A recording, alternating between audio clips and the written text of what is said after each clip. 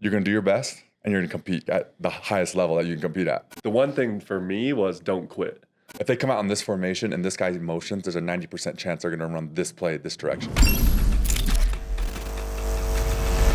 We've got Corbin and Bronson. This has been a long-awaited interview. I'm pretty excited. Corbin and Bronson, I've probably known you guys for 8 years, maybe. Yeah. So yeah, Lizzie's 12, and I remember when your mom ran for mayor the very first time, we had one of those giant billboards. That's right off in front of her house. And Lizzie would always say, like every time they drove down the driveway, she'd say, "Bye, Michelle." Mm-hmm. That's hilarious. I want to say she was like 4 at the time. Wow.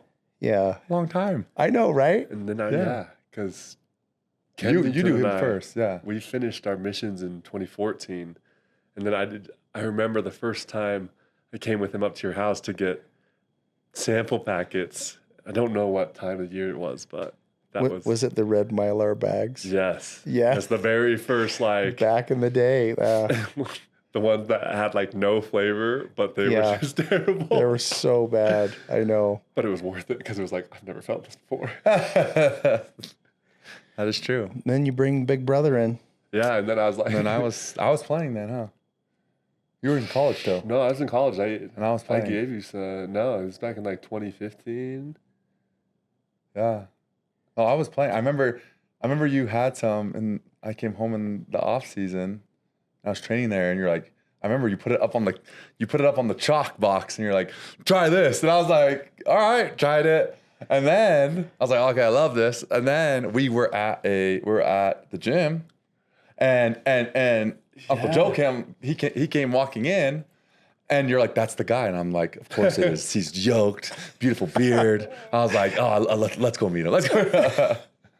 So yeah, that's my first encounter with you, person. So the big thing that I want to, this is what's been on my mind. It's not necessarily the product part of it, but I think a lot about your family. Like, it's the perfect Cinderella story because people don't realize that Tonga, absolutely a paradise, but it's not exactly opportunity rich. Mm-hmm. And so your dad, Steve, leaving Tonga and coming here, there's lots of people who come to America and they don't fully take advantage of the opportunities that they have. And your family's a dynasty. I mean, literally, it's so awesome to look. Like, people don't realize, it's phenomenal that you guys were college stars, but 1.6% of all college athletes ever end up in the NFL. And here we got 2 brothers, you know what I mean? And like, my dad, he was the first. He's literally the key to it all. So there has got to be. Now here's another thing too. Okay, I have a fascination with people that are really good at whatever it is. Like, it doesn't matter what it is. Mm-hmm. If they're really good at something, there's nuggets in there. Mm-hmm. You know what I mean? But the other weird thing about people that are really good at something is they don't think that they're good. They don't realize that there is a very, very unique thing to them. And it doesn't matter if they're genetic freaks like the Kaufusi brothers. I mean, let's be honest. Corbin, you're 6'10"? Yeah. Bronson, you're 6'7", 6'8" on a good day? 6'7"? Yeah, on a good day. Yeah, 6'8". I mean, what percentage of the planet is that tall? Like, I'm sure you guys were expected to be adults when you were 3, because I know Bronson's son is growing like a weed. Yeah, you know what I mean? Up there. He just turned 5, and man, yeah, he's plenty over 4 feet. He does not look 5. Yeah. So what was that like growing up? I feel like we had very different perspectives because I was a late bloomer and Bronce grew earlier than I did. I feel like. That's true. Because I always tell people, the difference was going into high school, you were about 6'4", 215 pounds as a freshman. As a freshman? And I wasn't even 6 foot yet, really. And you were in 8th grade at the time. Well, no, when I went in as a freshman, I was maybe on a good day 6 foot and no way 150. I was just a lot smaller. So It was very different perspectives, I feel like. Yeah, that's true. Yeah. I felt like for me, well, first of all, there was no expectations that coming from home with sports. Really? Literally none. Like So- your mom and dad are like Do whatever you want. the homecoming queen and king. Yeah, they were like, do whatever you want. Like you can play anything. I did break dancing. I did. We did. we did everything together. So soccer was our first sport, then baseball, and then basketball, and then we didn't play tackle football till 8th grade. So we did flag football in 6th grade, and then So there was no expectation to play any sports growing up from our parents. But there were some other things like, you have to do at least one sport and play at least one instrument. So we played the piano. And We tried to play the piano. we did it for like 8 or 9 years. So we can play. Corbin's really good. For that long, we should be much better. Yeah, that's true. And then we always worked too. So we always had jobs. So we worked at Days Market, the local grocery store. We would play in a game on Friday, and Saturday we're at the grocery store. No way. Days Market, bagging people's groceries, You're like taped stocking up. the shelves. Your hands are just like, ooh. Yeah. So, but this was the thing, though. I will say that they instilled in us in any area from sports, work, school, church, whatever it was. You're gonna do your best, and you're gonna compete like at the highest level that you can compete at. So that's, I would say, like as a kid, because I've thought about that. I'm like, what is it about our family? We all went to college and played sports and got scholarships and stuff. And I was like, well, in our family, because Corbin and I are only about 18 or 19 months apart. I mean, my greatest friend, but my greatest competitor. Right. In everything that we do. So if that's Fortnite, Halo, James Bond, anything, running to the car, Running home. Fastest walker. I literally ran down a hill to race Corbin home from school once, and it was a glass door, and I went and I hit it. I blew right through that thing, dove through a glass door. You won. I did win. You won. But I came at the cost of my hand almost falling off and my forearm gashed open, tons of stitches. Oh man. But it was good though. It's good fun. You won. Yeah, but I was older too. But yeah, there was. I mean, back to your questions. I felt like it started with no really expectation, even though we naturally just kind of just went that way with sports. Yeah, I think it's just kind of what you said. It was instilled to just whatever you do your best. And I'd add the one thing for me was don't quit. Like I remember all growing up, my mom said, Kaufusi's never quit. And so it's like, okay, if you're never going to quit, then you're going to do your best for as long as you can type of thing. Yeah. And so let's talk about mom for a second. Like, I mean, I've lived in Provo, Utah for the past 20 years. But like literally, your mom being the mayor of Provo, my entire life we've driven to Salt Lake to fly anywhere. So you got an hour drive and an hour drive home. It adds 2 hours to any flight that you're going to take. Mm-hmm. We literally are flying international flights out of Provo. Your mom's only been in there for what? Is this her second term? Second term, yeah. Yeah, and she's getting recognized nationally so it's not like your dad's a rock star. You guys are like, there's a Kaufusi secret. You know what I mean? There's something. So I like that you say that mom was the one saying there's no quit. You know what I mean? Oh yeah. Yeah. We're very, we're very matriarchal, I would say. In our family. I have another question about Steve, your dad. Okay. Okay.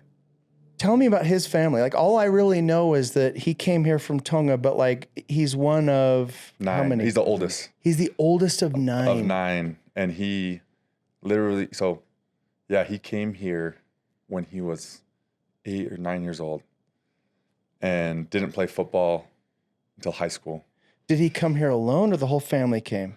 Oh, it's a pretty crazy story, actually. It's so funny. We just had grandma over for Father's Day. Right. And he was having her tell the story of it. I was recording. I was like, okay, tell the story, every detail, grandma. And I had it recorded.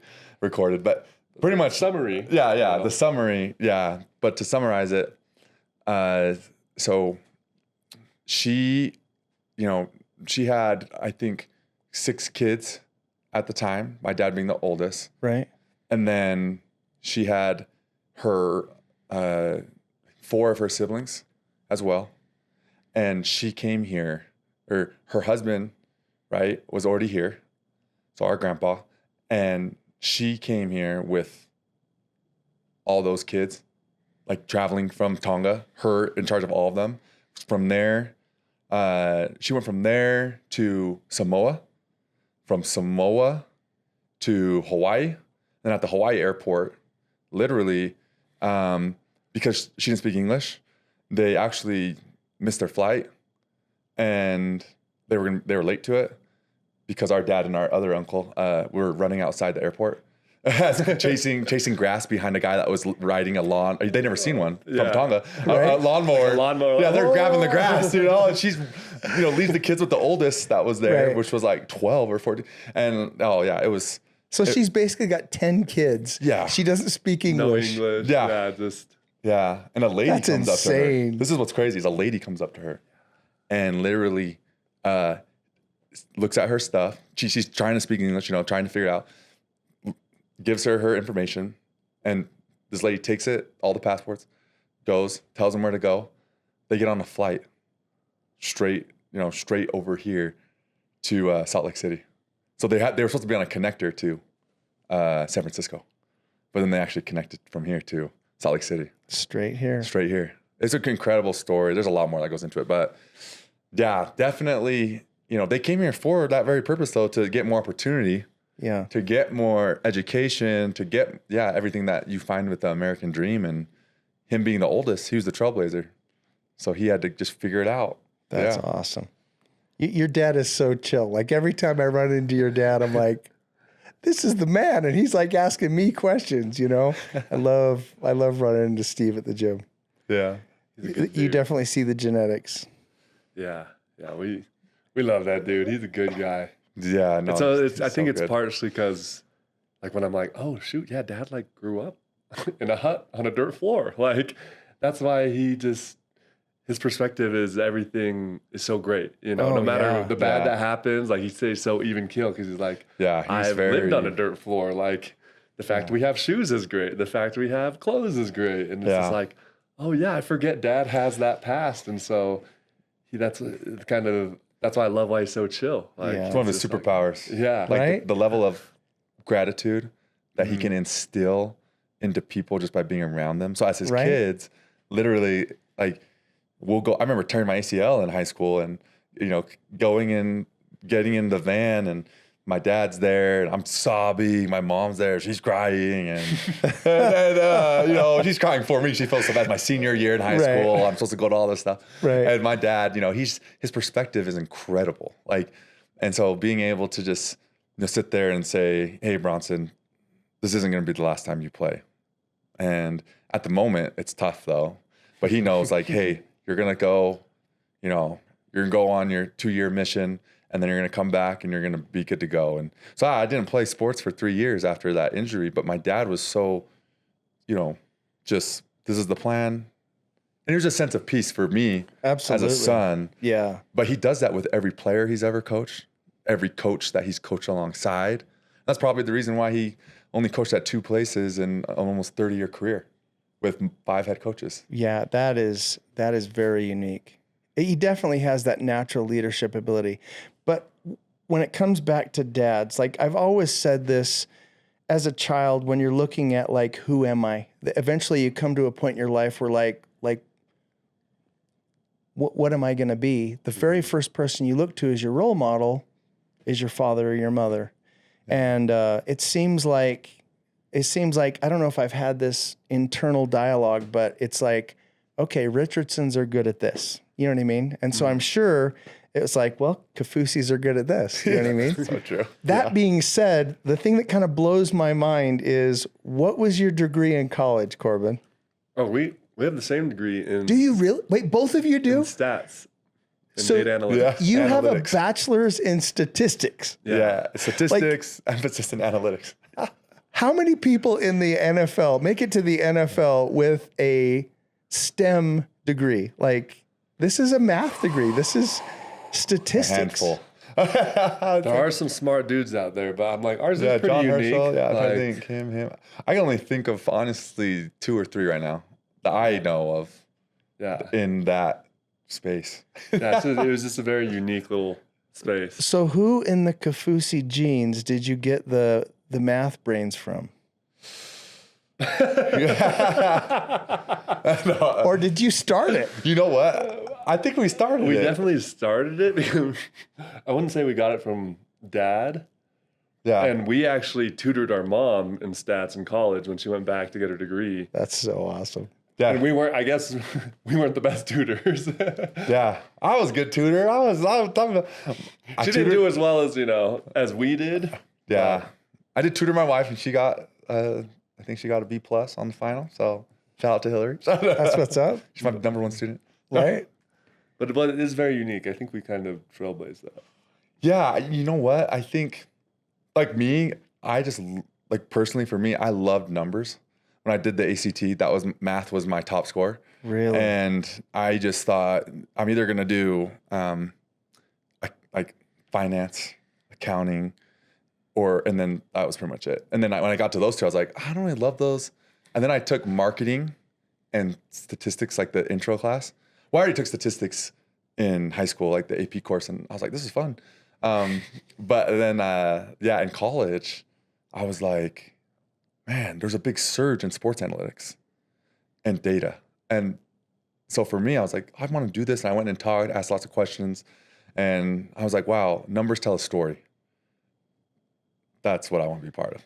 So I love being able to look at big data and see what's going on and try to interpret it, which is what statistics is all about. So the careers are very different. I think of the NFL as being very much so a physical career, but that being said, there's tons of sides to it that those of us who haven't played in the NFL don't know. Did any of the statistics come into your success story with football? Do you want to go? I think, like, definitely to a certain degree, I wouldn't say it's like a huge part, but I think the way we analyze situations is very different. Like, I'll get like the analytics for how many times I set with this or left hand, and I'll look at it more like, okay, this is the success rate if I start with this punch. No way. And so it's like, okay, if there's a correlation with setting to this side with this hand punching first, then I'm going to keep doing that until I see it doesn't work type of thing, or until there's not a correlation with success rate. I'm looking at you completely differently. So it's a little now I'm different, thinking yeah. like Tony Stark. You know what I mean? Like, That's cool. and so, yeah, there's the way like I approach training and stuff like that. It definitely affected that. It's everywhere in sports, like Yeah. from the training aspect specifically, Right. You know, power outputs and all these different things because they track everything now. But then like, man, I'd geek out over the data that we would receive from the analytics team where just like what Corbin said, like as a defensive player, if they come out in this formation and this guy's motions, there's a 90% chance they're going to run this play this direction. No way. So I already know that's coming. That's a whole nother level. Yeah. And so I know what's coming. There's each individual player is analyzed on their, how their stance is. If this heel is off the ground this much, there's an 89% chance it's pass. Are you kidding me? Yeah. So there's things like everything is being watched. But as analytics guys, we would get this stuff and like geek out over it because You could apply it. We love it so much, and analytics isn't everything. And I don't know if every player uses it, but I enjoyed getting the analytics data every week from the teams and different things. Well, it's just so unique, because it's just, like you said, it tells a story, and it's like a lot of people wouldn't see the correlation. Right. But then it was kind of cool to see in the NFL, there are certain statistics that like teams, and it starts to spread to all the teams. Like, this is a statistics, like the turnover statistic. Yeah, if you don't number win one. that, you will not win. And like, that's literally like one of the statistics that never changes type of thing. Wow. And It's so it's rare. like cool to see that more teams are like using those things to kind of game plan and whatnot. Yeah. That's whole nother level. It is. Yeah. It is so cool though. I think like. Oh, yeah. So like we talked about, statistics tells a story. Well, if we have a story being told to us and we know the story, then we actually get to dictate this our story. Ending. Yeah. Exactly. So it changes for Getting Jimmy Neutron. I know, over I'm here. going deep. I love the like the play calling. For those of you who don't know like how this works, a coordinator, offensive coordinator, and defensive coordinator, they both have these call sheets. In the call sheets, it's literally organized by statistics. No. First down, here's the plays we run on first down. Second down and short, second down and long, second down and very long, third down and short, third down and medium, third down and very long, fourth down and 1, fourth down in inches. So how much does that vary against the team you're up against? Are you reading that and going, okay, I know what plays they have available to them, and so it's going to be one of these options? Oh, for sure. And mostly like players. They'll be It's like, just okay, out there. usually on fourth and inches, way. we do this play, but we know Depending on field Aaron position, too. Donald is over here on this side, so we Yeah. are not going to run to his side. Like, so we have to change it all that's why quarterbacks are so impressive in the NFL. because they're just thinking of all the stats, kind of. all at the same options, time. all the possibilities. No way. And they can switch the play anytime they want. They can change one person. They can change how the O-line blocks up front. They can change And it's call all whole based new on plays. probability. Yeah, all based on probabilities. Yeah. So literally, it's a big football is literally a big statistical model. That is incredible. Yeah, it is. We love it That's nerd. because we're nerds. That's so funny. Like, if there was one thing that I would not describe you as is a nerd. Like, totally. you make nerd look good. We love being that. it. You know? Very cool. Nerds yeah, in the that's gym. awesome. My son loves math. He takes after my dad. His whole life, I've told him the same thing. I'm like, I think we were born in the wrong birth order. I think you were supposed to be my dad. Like, can you just go get in trouble? You know what I mean? Yeah, That's hilarious. That's very cool. Man, I feel like there's always there's always a numbers person in each family. Or like people like numbers, Yeah. someone. And so a lot of our family likes numbers. They do like numbers. Yeah, numbers. Maybe not statistics, but numbers. Yeah, just numbers in general. Yeah, very true. Honestly, though, like American society, one of the things that I notice every time I go visit my son is he's not around Americans. He's around Indians. He's around Chinese. Mm-hmm. I feel like the weakness in our society is we don't put enough value on the teachers who teach numbers. It tends to be like, okay, well, nobody else is going to teach math, so you get to teach math. Like, that's not their specialty, because if you do have the number skill, you're getting paid a lot more money than being a teacher. You know what I mean? Oh, yeah. It's like you see the world differently if you can see the numbers in a different way. Yeah. But I believe that because my math teachers that impacted me a lot, I was like, wow, they are very valuable. Yeah. Like learning numbers from them, because numbers can be like, if you don't have a good teacher, you will not understand them type of thing. Did you guys ever do Math Circle at BYU before you were at BYU? There's a Dr. Wright who started this thing called Math Circle. I've heard of it before. I've heard of it before, yeah. I think we were You were probably already in college when he started it. maybe. Yeah. Was it for high schoolers? It was actually for third to Elementary. sixth grade. Yeah. See, yeah, that's what I thought. Yeah, because Okay. we moved to Provo when I was in fifth grade or sixth Yeah. grade. Yeah. Because That's Gabe, shit. my oldest son did it, and back when Scouts was a big thing, we wanted them to get their Eagle Scout before they got to high school, because then girls are more important than Scouts. You know what I mean? Yeah. And so, but there's for those who don't know, for the Eagle Scout project, you're going to go do some project where you're going to lead the rest of your troop and you're going to accomplish a service project. And I always told them, like, I don't want to go clear a trail. Yeah. Like, I, you have a passion. Mhm. Let's find something and do something based on your passion. And so, because he had been in Math Circle for all those years, he's like, well, I want to make these games up to teach kids how to do times tables.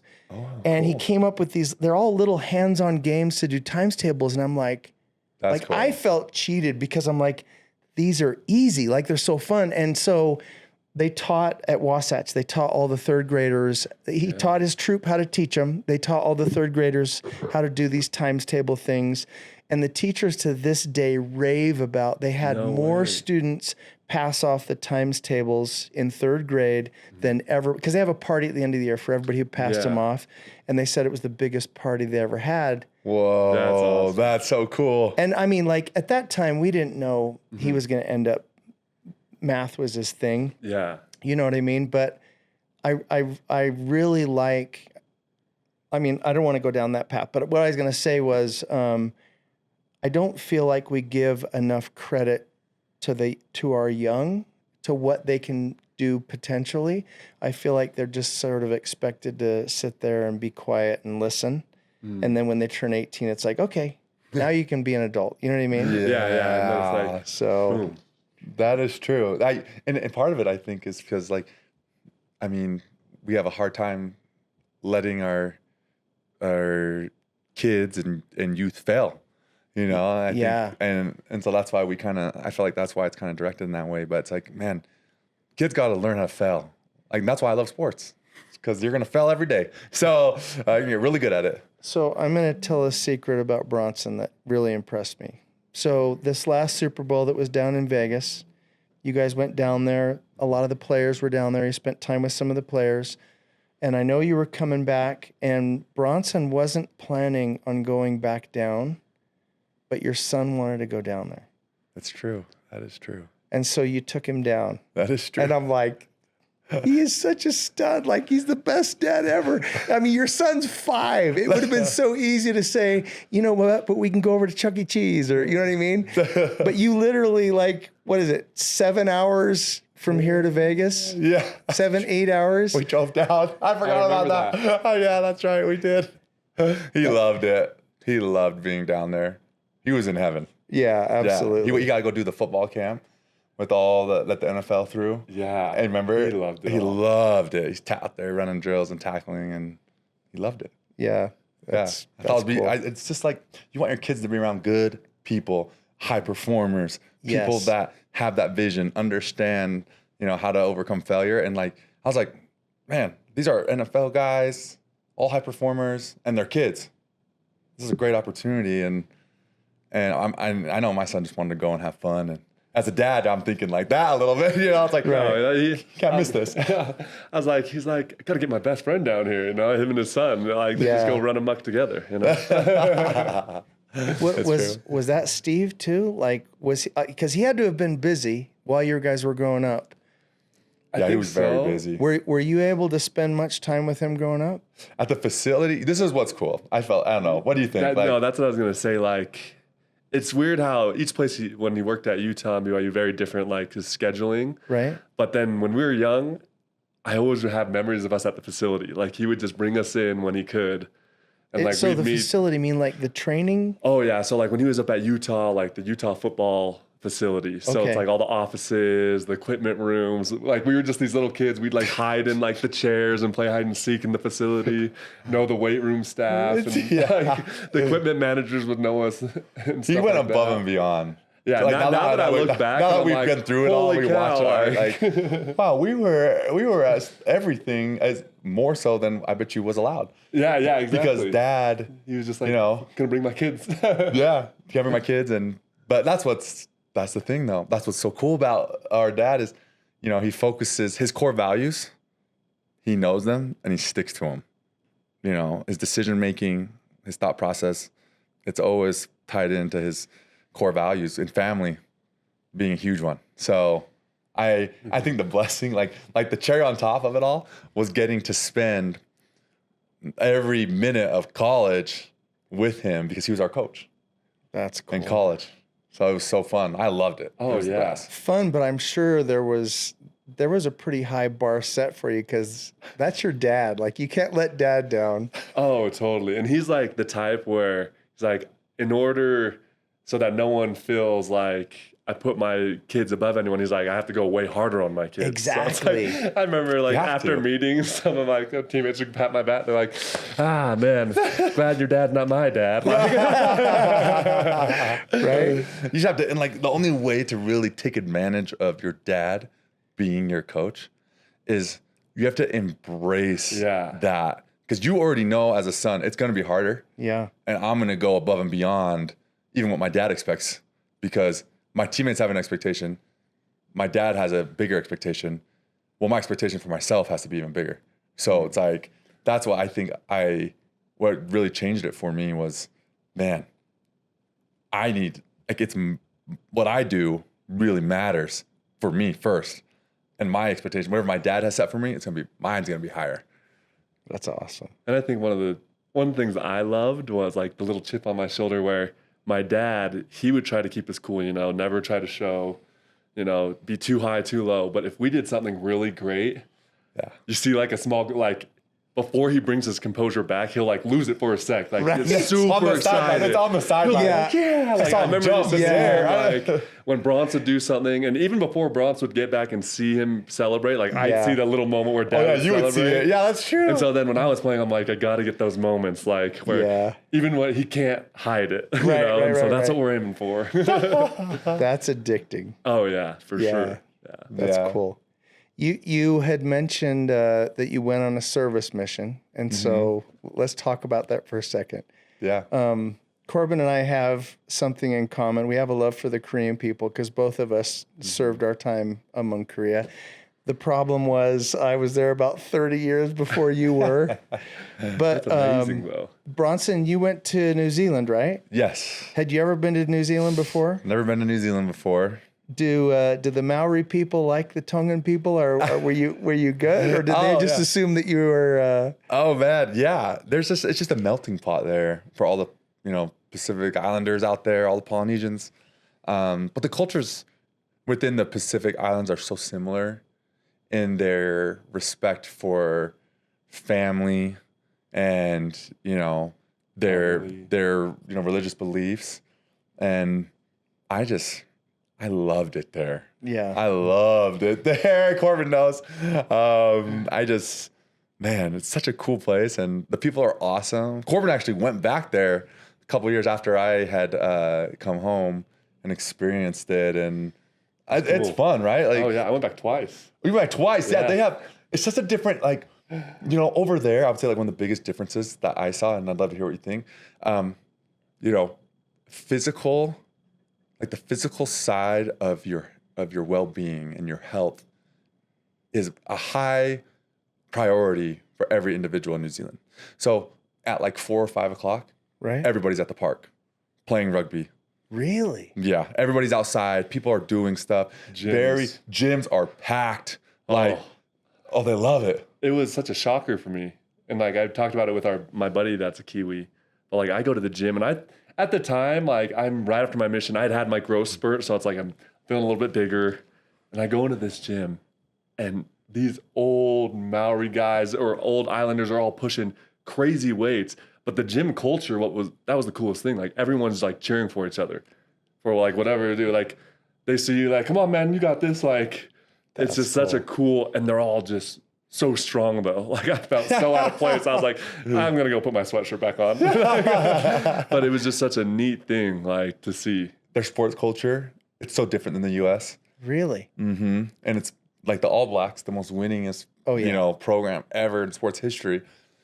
How they have it's a different type of honor and respect for the game, for your opponent, and respect for the jersey you're wearing, the people that came before you. And because everyone goes up and plays that, and it's their main sport, it permeates into like the gym culture, and it's I love it. Like I absolutely love it. I was there when I was there. The World Cup was going on when I was there in New Zealand, and the All Blacks won. Yeah, and it was wild. It was wild. I can imagine. It was so cool. I love New Zealand. We didn't get much of a chance to be involved in sports in Korea, though. No, like, I won't lie, though, soccer, I loved that was like the sport. Yeah. So everyone played soccer, that and ping pong.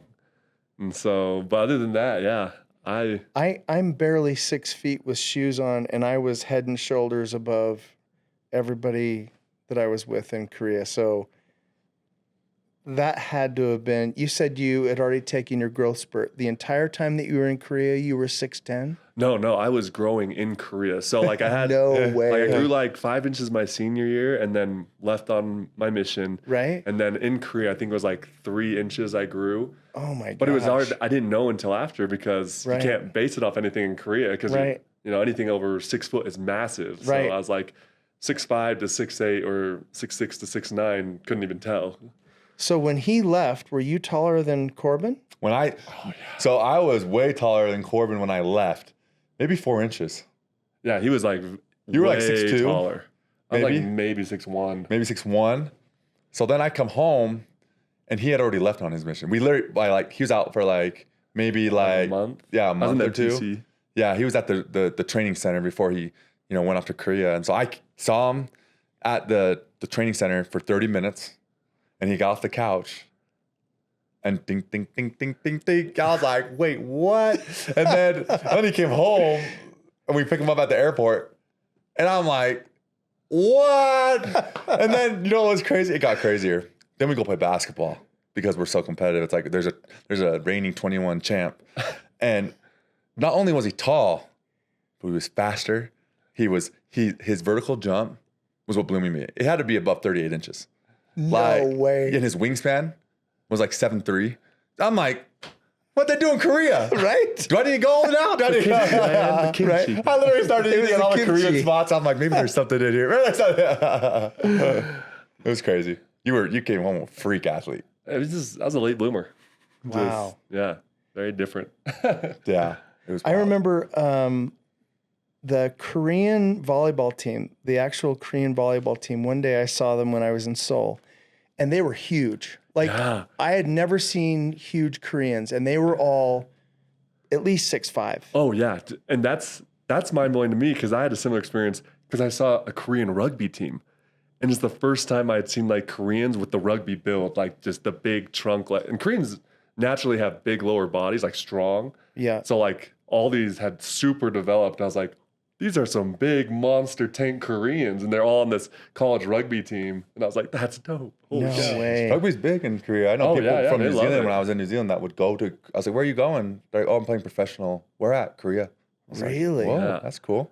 I was Yeah. just like, wow. Yeah, it's probably grown since then. Yeah.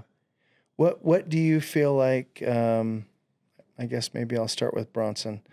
For your time, your service mission in New Zealand, what do you feel like you came home with that you didn't have when you went out there?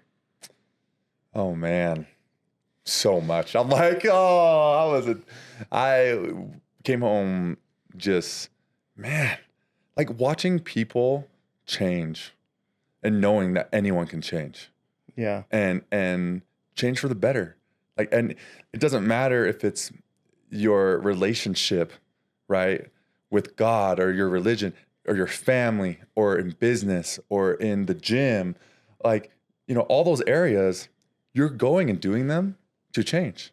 Yeah. You're going to the gym to change yourself physically. You're doing a business to change your family's life and, monetarily. I mean, I came home with just a different perspective for, just people and the purpose in which we live our lives and how to change, how to become better, how to improve. And I loved seeing people change on my mission in cool. all areas. Yeah. Corbin, same question. Mine's pretty much similar answer, but for me it was for myself mainly. Like I saw people change, but it was like the first time in my life where it's like, no, I can choose like how to build myself. Right. If I work hard at something, if I'm more confident in this, I can become better at it, and I can help other people. And so that was like one of the first times in my life where I was like, I found self-confidence to grow type of thing. Yeah. That's cool. You're probably not going to believe this because I know you think of me as having diarrhea of the mouth, but my mission president, my leader over in Korea, there are goals that you set for yourself. And he said, and he's Korean, and he said, Elder Richardson, I have a goal for you that nobody else has. I want you to talk to 10 people a day, because I was so shy. Like I was not an outgoing person. Yeah. And so I look back and I don't know where it changed, but same thing. Like one of the weird things that I became addicted to was just seeing that light in people's eyes and recognizing life can get better. Yeah. Yes. I'm happy. Like I never thought I could be happy, or there is no limit. Like there's so many people that you run into and they've kind of gotten into this rut in life and they think this is all that it's ever going to be. And when you open up an eternal perspective, or you open up the fact that they are a child of God and not simply one of the masses, you know what I mean? I love that. Oh, totally. It's absolutely love that. Oh, it's like just helping people realize it's like, no, you're important, and you are like, you have the sauce, like you have the magic. Like seeing people's minds switch is one of my favorite things. It's just, I'm so big in this space because people build these glass boxes around themselves. And I feel like, man, if people could understand their value and purpose here, on this earth, and ways that they can, help other people. I mean, that's one of the biggest things. Yeah.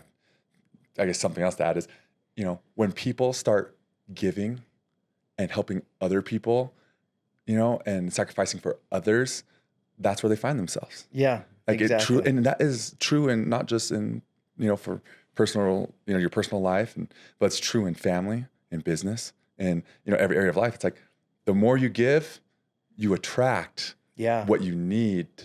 And I love that about seeing that, as a missionary. But even now being back and, married with kids and doing stuff, it's like the most successful people and the most fulfilled people are the ones that give the most. Yeah. I heard someone say, you will never give yourself poor. And I remember I had a companion. He was actually from Hawaii, and everybody kind of puts their best face forward when you first meet them. Everybody wants you to know the best side of them. Mm-hmm. But when you live with someone 24/7, eventually, you know, see things. You know what I mean? For sure. And so he starts off paying for every time we get on the bus. And I'm like, all right, all right. And then he starts doing all these other things for me. And after a while, like literally this had gone on for a while. And I'm like, oh my gosh, he's really like this. Like I need to protect him, or else like he would literally fast one meal a day so he could afford to buy the stuff to make cookies, to take cookies to people. Like, wow, this is, Elder Quay, this is not your job. You know what I mean? And the funny thing was, like, literally I started trying to protect him because people didn't realize if they asked him for something, he was going to give it to them. And like, we're all living on this tiny amount of money, no matter, like we all have a budget, you know what I mean? Yeah. And the funny thing was I have a journal where I was just writing down all the things that were given to us. Mm-hmm. And I'm like, this is the secret. Like, you can't give away enough stuff. Yeah. You will never become poor giving away. It'll never happen because God won't let you. He's going to just pour it out on you. You know what I mean? Yeah. And the funny thing was, in that area, we had a family from America that were there doing a linguist thing because Korean is such a unique language. Mm-hmm. And they moved back to America. And like in Korea, American stuff is so rare. It's incredibly valuable. And I think they had like 6 kids with them. And they moved back to America and they're like, hey, you can have all of it. Like all of a sudden, we had every American thing you could imagine. Like that's impressive. Our president was very wealthy. He was a senator in the United States, very, very powerful. And the missionaries played a trick on him when he first came to Korea. And they're like, President, out in Uijeongbu, they don't have a toaster. And it's like, nobody has a toaster. You know what I mean? Yeah. And the president's like, well, let's get them a toaster. You know what I mean? That's hilarious. Yeah. So Anyway. That's so true, though. I've seen that happen before. They're like, man, if only we had a blender. It's like, let's get everyone a blender. Nobody's got a blender. Yeah. For our protein shakes. No one ever had a blender. So I don't come from the impressive background that you guys do. And I love the story. The crazy question that I have for you is, I was a nobody. You guys were already literally stars. You had been stars for years and years and years, and you're willing to take a chance on this unflavored powder in a red Mylar bag. Like, what in the world were you thinking? Well, the first connection was Kensington. My nephew. Your nephew. Yeah. And so we were in Korea together. We were there at the same time. We started at the same time, finished the same time. So he's one of the dudes that I trust at the highest level. And so he knew that I was into working out and, you know, that I played sports. And he was always just so supportive of me. He's one of my most supportive friends, if not the most. And he was always like, oh, what can I do to help? And he was like, my uncle, who also served in Korea, he made this pre-workout. Would you like to try it? And I was like, absolutely. Because I literally have tried almost everything. Safe. Unless it's new within the past 6 months, like I have tried everything. Missed that Jack 3D that's now banned, you know, like back in the day. But right. Anyway, so then that's when he brought me up to your house, gave me the little packet, and I remember it was just nothing. It was like nothing else. And it was unflavored, but it tasted terrible. Right. Like I was like horrible. This was the beginning of me learning to like handle terrible things, because I was like gagging trying to get it down, you know, like my eyes are going red just like in the gym, and I'm like, But the effect was just phenomenal. And it was just like, oh, nothing does this or anything near this. And so I remember it was like, as bad as that flavor is, I will take it every time for the effect. And then it was cool to see it just slowly build. You know, it went from the packets, and then they got flavored, the labeling, everything. Oh, it was amazing. So at what point did you introduce Bronson to it? Oh, it was like immediately. Like I remember, it was kind of funny because I'm the type of person where if it's like something I love, I always compare it to food. If there's a food I love and I'm around someone, I'm going to try and feed them it. Or I'm like, let me show you something I love, you know? Yeah. Because I just hope they find the same joy in it. And that's exactly how this was. So literally, I remember I took it to my family. You tried it. Yeah. Everyone on my football teams.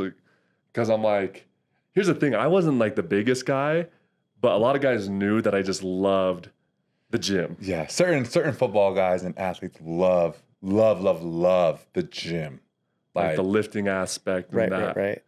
And so like a lot of guys would ask me what I like to take and whatnot. And so, or they just see me taking it and they'd see the effect, and it would just. That is true. That's how it spread through my locker room, I would say, in the NFL. Like people, like because I was we would go super early in the gym. So then you start to build a reputation in the NFL locker room. Like these guys are gym guys. Like they love going to the gym. They train hard. They push when you're in there working, you know? And so, yeah, I remember taking it, and, you know, I remember a lot of my teammates are like, dude, man, look at that. Man, you look like flushed. Like you're like red. What's going on? And I was like, man, this feels so good. I'm ready to roll. Like, and they're like, wait, what's going on here? And you know, it's funny because in the NFL locker room, you have everyone's lockers, and everyone usually has their supplements and stuff, you know, in their locker, and everyone can see it. And eventually, guys were like, "Hey, let me try some of that. Let me try some." I'm like, "All right." And so, you know, guys start trying stuff, and you know, once guys start trying stuff, or right when I knew I really liked it. I mean, for me, you know, because we scan stuff. They have an app that we use. That's when I did that. So I was like, okay, well, if people are gonna start taking this out of my locker, you know, but I already knew what was in it, so I knew it was good. But like, you still want to check it, you know. Right. So then from there, then all of a sudden, I mean, we had like this fan base within the locker room. Oh yeah. They all loved I get it. like texts from guys sometimes like, hey man, I took a scoop out of your locker real quick. I'm like, oh, go for it. Like that's what it's for. Please use it. Be gone in 2 weeks. Oh yeah, but that was the thing. It'd be like gone all the time. I'm like, Yeah. dang it. I know eventually people started, then we put another jar in the locker where like guys could come and like put money donations to get the pre-workout. Yeah, I was like, all right, we like Kaufusi stuff. All right, let's start, raising some money for some pre-workout. Raising some money. Oh yeah. Yeah, people, I mean, I felt like, It's just one of those things. Once you get them to try it, like we were talking about, like they get addicted to it, or they just love the feeling. well, it's all about results too. Exactly. That's like what they it's love about. the result. The They NFL, love like- what you get from it. So It's like, how can every second counts, you feel like, because everyone is every day such a high performer. So it's like, if I go to the weight room to get a workout for 60 minutes, all the trainers are there, everything's built exactly what I need to do. How can I maximize that 60 minutes? Can I maximize it more than the guy next to me who I'm competing with, where we're literally trying to maximize everything so that way we can get the same job and feed our families? That's the first time you've mentioned that, and yet that's the thing that's in the back of my head all the time. You line up against your competitor every day. Sit next to them every day, eat lunch with them every day, yeah. talk to them every day. Their locker's right next to you. Yeah. Like it's the most, and they have 100 guys outside the locker room waiting to bring in. be in. Yeah. oh yeah. So it's like, this is the ultimate level of competition Yeah. in I know I was on, who was talking about this? That's like the most capitalist job out there, football. Yeah. Like it is, man, pedal to the metal. You make it seem like it's not even in the a part of your brain. Like that's just part of it. But I'm thinking like, Yeah. that's a level of stress that most people could never comprehend. I remember Bronze tried to tell me, and I remember Dad tried to tell you. Yeah. Everyone tries to tell you like the amount of stress and anxiety you're gonna face because of the job. Right. But no, you don't really know until you're in it. And it's like, holy cow, this is what they were talking about. But Yeah. I'd say for me, the most, and I feel like you were the same. Once you realize, like you said, to let it go and just be like, it is what it is. All I can do is my best and like not Yeah, worry you can't about control it. Yeah, I can't control some of these things. That's when it becomes a lot more fun. And it's like, okay, yeah. That's where the Steve comes out of you. Yeah. Oh yeah, that is Yeah. his big. I remember like in college. I don't know if he coached you guys. I'm sure he said this stuff too. But like Ziggy Ansah and I, right? Ziggy was the 5th pick overall, and our dad, coached him, and I was there with him his senior year. He would tell us, like one of his biggest points was have fun. Like that was always his message, like all the time, have fun. And it's because a lot of times, especially in the NFL, there's so much business that's going on. There's so much, all this stuff over here. It's huge. Oh, yeah. Right? Well, how are you able to bring yourself to the present moment to where you can perform at the highest level that you can on that day, in that game, on this play, on this snap? And it's having fun. When you have fun, your mind doesn't go and worry about all this stuff. So when Corbin and I were on the Jets together, we made it fun. Like we had fun, we had fun in the weight room. We had fun, during practice. Like, yeah, I mean, we were going to have fun. And I think that's one thing that people always wonder about. It's like, man, why are those guys so happy over there and having fun? Like, Right? Oh, yeah. Every time I've ever seen you guys work out, it's like, it's a big game. Like you guys are laughing the whole time as you're throwing the balls or jumping over stuff. Absolutely. Like, if you take it too seriously, it just takes all the, I don't know, it's just not enjoyable. That's So, cool. We're just big kids. yeah, you gotta have fun like a kid. I mean, because it is a kid's game. You're playing a game with a ball. Like, Exactly. throwing it around, catching and running it. Tackling. Yeah, tackling, hitting each other. Like, I mean, That always hits me. I'm like, I can't believe we got paid to do that. Like, now we're just big bodies out there doing it. these oversized human beings that just follow a ball around and run around on a field. Like Entertaining it. It's all about entertainment, man. So that's You fun know? to watch. That's Apparently. So we haven't talked about this, but this game that you play, I know Bronson has alluded to this before, and I don't mean to like take this down a dark avenue, but I was shocked the first time we talked and you told me all the surgeries that that you'd had, and you have these really successful, happy lives, and you're glowing. You're literally glowing, but like now that the train wreck is done, do you have any lingering stuff physically? Or I should Want me to go say, first, or what, do you want what me- don't you have? How much time do you have? An hour? No, I'm just kidding. Yeah. Do you want to go? Wait, let's have you go first. Do you want me to go Let's see. first? Okay. I have quite a I'm bit. excited to hear what you start with. Well, let's see. Can you even put a number on the number of surgeries you've had?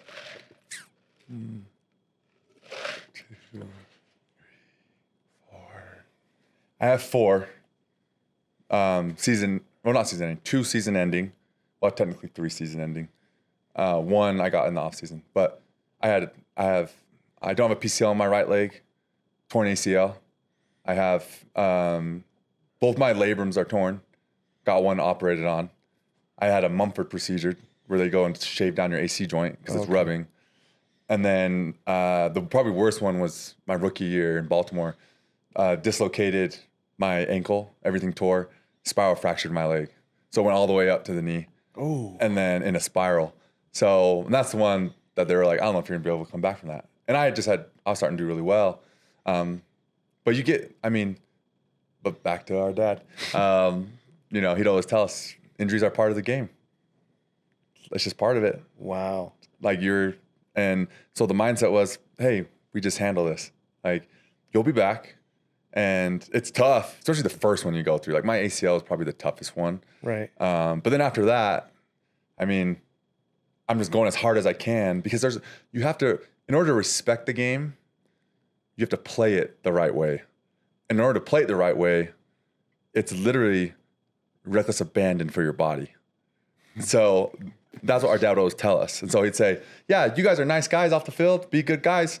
But when you go out on this field, when you walk across those white lines, everything's on the line. Your body, everything. And so that was the mindset. And injuries just pile up when you have that mindset. Yeah, absolutely. Yeah. I don't think people realize that because it is for all the rest of us, it's entertainment. You know what I mean? Oh, totally. And I guess for me, surgery wise, I've had sports related, I think 6 or 7. But some of the ones I love to show people are like this finger, that's as straight as it goes, and that's post surgery. It's as straight as my arm goes. This right that's arm. as straight as that thing goes. And this left arm too. That's as straight. Did you blow your back out before? No. I did. I blew all the discs out my rookie year. And then I had both my ankles done. But the weird thing for me is once you do your first one and you see that you can come back and you're like, oh, my body's amazing. Like if I put in the work, it can heal. And I think also a lot of it is your mindset going into it. Like if you think you're going to heal, you will. Right. And I'm like, oh, I've had 2 ankle surgeries where I have tight ropes that literally stop my mobility. And I am squatting the lowest I've ever squatted in my life. Well, and you went into the NFL draft with a pretty major injury. Oh, yeah. It was that ankle, had surgery on that. And then I tore my tricep and had that repaired. And then my pinky finger as well. So, yeah, that was all I had all 3 of those surgeries within a week and a half after my senior year. But the craziest story I think about Corbin. Okay. My favorite. My favorite. You're a real warrior when your ankle is torn and they say, yeah, you need surgery. You may be able to play on it, but no, let's not do it. And Corbin, it's rivalry week. Right. And BYU versus Utah. And Corbin goes out there and plays with a torn ankle.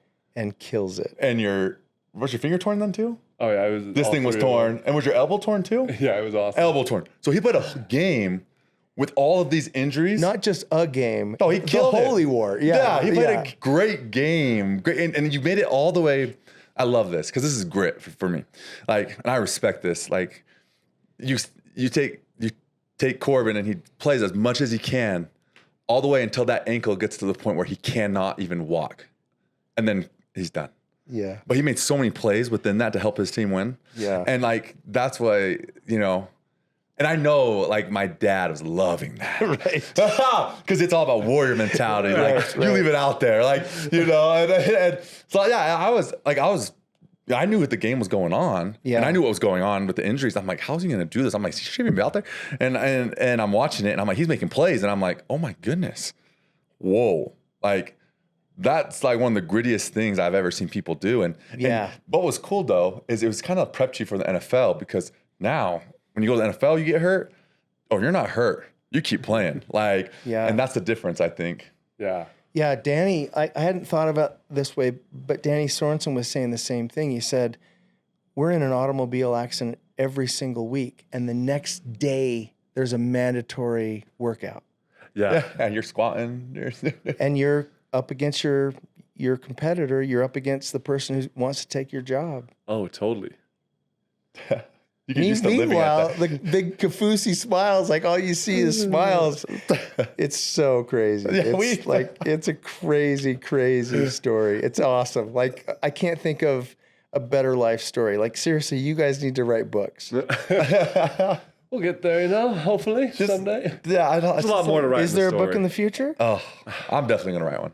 Nice. I'm definitely gonna write one. I'd love to, just for fun, so that people can just read all my funny stories and all the dumb things, Yeah. Right? It's like, yeah.